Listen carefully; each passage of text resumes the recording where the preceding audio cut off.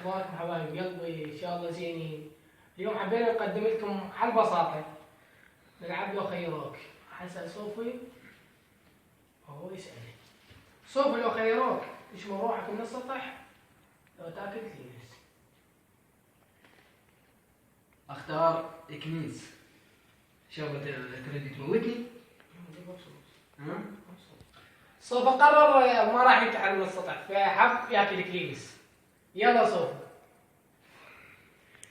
شغلتك صعبة هاي. يلا لما تكبر تنساها ما نقدر. يلا نشوف الجايات اللي توي توي.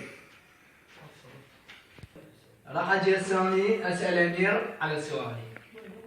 لو خيروك امير تضرب راسك بالحائط لو تاكل مثل ما تشوف.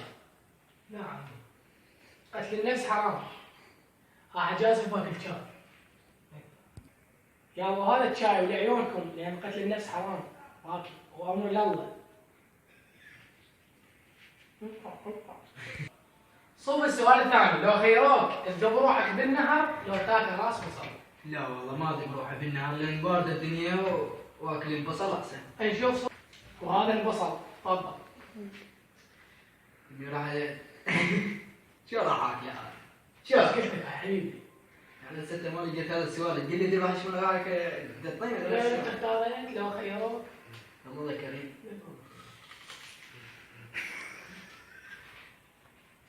بالعافية حبيبي.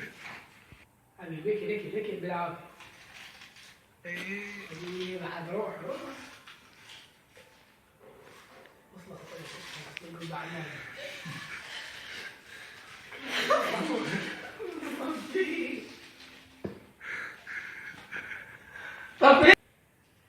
السؤال الثاني يقول لو خيروك تطلع بالشارع مصلخ لو تضرب لك واحد شلام. نعم معي مستحي تطلع بالشارع مصلخ. شو يقولون علي الان؟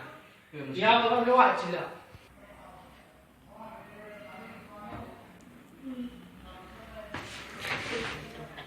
يا حبايب قلبي نختم الحلقة وياكم وإن شاء الله عجبكم المقطع. إذا عجبكم دوسوا لايك وإذا ما عجبكم دوسوا الديسلايك والقادم أجمل إن شاء الله وتحياتي لكم.